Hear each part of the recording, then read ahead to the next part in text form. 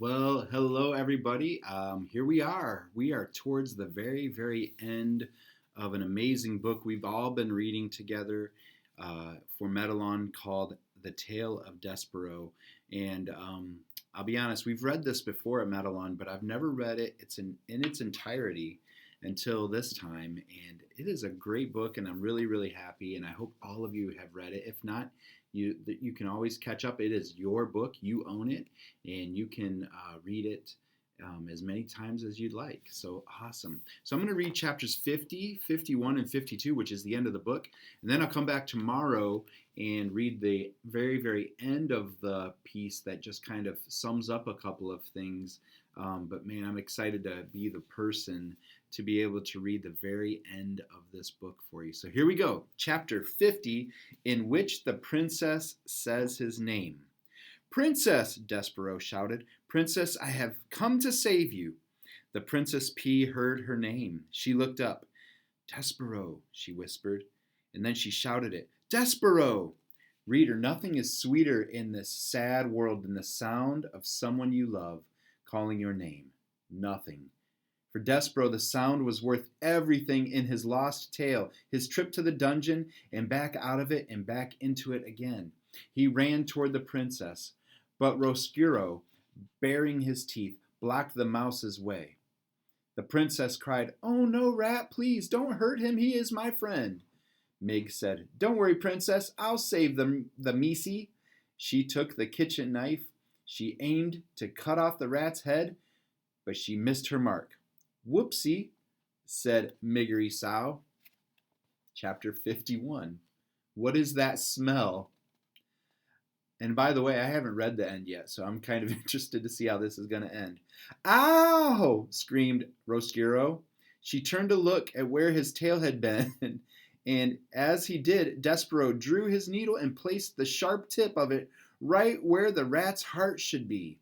"Don't move," said Despereaux. "I will kill you." "Ha, ha, ha," Botticelli laughed from the sidelines. "Exactly." He slapped his tail on the floor in approval. "Absolutely delightful. A mouse is going to kill a rat. Oh, all of this is much better than I anticipated. I love it when mice come to the dungeon." And here is Despereaux pointing that needle. Can you see that? Pretty cool. "Let me see," said the other rats, pushing and shoving. "Stand back," Botticelli told them, still laughing. Let the mouse do his work." Despereaux held the trembling needle against Roscuro's heart. The mouse knew that as a knight it was his duty to protect the princess. But would killing the rat really make the darkness go away? Great question. Despereaux bowed his head, ever so slightly, and as he did, his whiskers brushed against the rat's nose. Roscuro sniffed. "What is that smell?" he asked. "Mousy blood," shouted one rat. "Blood and bones," shouted another. "You're smelling tears," said Botticelli. "Tears and thwarted love." "Exactly," said Roscuro, "and yet there's something else." He sniffed again, and the smell of soup crashed through his soul like a great wave, bringing with it the memory of light, the chandelier, the music, the laughter, everything, all the things that were not, would never, could never be available to him as a rat. "Soup," moaned Roscuro, and he began to cry. "Boo!" shouted Botticelli. "Sss!" hissed the other rats. "Kill me," said Roscuro. He fell down before Despereaux. "It will never work. All I wanted was some light, and that is why I brought the princess here. Really, just for some beauty, some light of my own." "Please," shouted Botticelli, "do not kill him. He is a miserable excuse for a rat." Or, "Do kill him. He is a miserable excuse for a rat." "No, Despereaux," said the princess, "don't kill him." Despereaux lowered his needle. He turned and looked at the pea. "Boo!" shouted Botticelli again. "Kill him! Kill him! All this goodness is making me sick. I've lost my appetite." "Gore!" shouted Midge, waving her knife. "I'll kill him."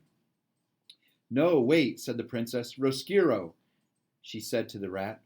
"What?" he said. Tears were falling out of his eyes and creeping down his whiskers and dripping onto the dungeon floor. And then the princess took a deep breath and put a hand on her heart. I think, reader, that she was feeling the same thing that Despereaux had felt when he was faced with his father begging him for forgiveness. That is, P was aware suddenly of how fragile her heart is, how much darkness was inside it, fighting always with the light. She did not like the rat. She would never like the rat, but she knew what she must do to save her own heart. And so here are the words that the princess spoke to her enemy. She said, Roscuro, would you like some soup? The rat sniffed. Don't torment me, he said. I promise you, said the princess, that if you lead us out of here, I will get cook to make you some soup, and you can eat it in the banquet hall. Speaking of eating, shouted one of the rats, give us the mousie. Yeah, shouted another, hand over the mouse. Who would want him now, said Botticelli. The flavor of him will be ruined. All that forgiveness and goodness, blech. I, for one, am leaving. Soup in the banquet hall? Roscuro asked the princess. Yes, said the pea. Really? Truly, I promise. Gore, shouted Midge. Soup is illegal. But soup is good, said Despereaux. Yes, said the pea, isn't it?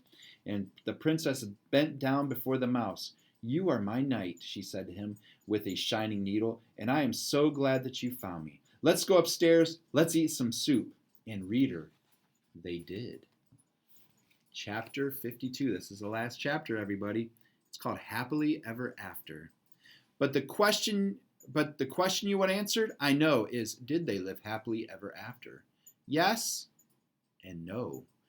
What of Roscuro? Did he live happily ever after? Well, the Princess P gave him free access to the upstairs of the castle, and he was allowed to go back and forth from the darkness of the dungeon to the light of the upstairs. But alas, he never really belonged in either place. The sad fate, I'm afraid, of those whose hearts break and then mend in crooked ways. But the rat, in seeking forgiveness, did manage to shed some small light, some happiness into another life. How? Roscuro, reader, told the princess about the prisoner who had once owned a red tablecloth, and the princess saw to it that the prisoner was released. And Roscuro led the man up out of the dungeon and to his daughter, Misery Sow. Mig, as you might have guessed, did not get to be princess, but her father, to atone for what he had done, treated her like one for the rest of his days. And what of Despereaux? Did he live happily ever after? Well, he did not marry the princess, if that is what you mean by happily ever after. Even in a world as strange as this one, a mouse and a princess cannot marry. But reader, they can be friends. And they were. Together they had many adventures. Those adventures, however, are another story. And this story, I'm afraid, must now draw to a close. But before you leave, reader, imagine this. Imagine an adoring king and a glowing princess, a serving girl with a crown on her head and a rat with a spoon on his, all gathered around a table in a banquet hall. In the middle of the table there is a great kettle of soup.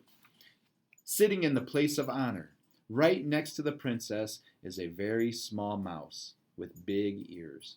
And peeking out from behind a dusty velvet curtain, looking in amazement at the scene before them, are 4 other mice.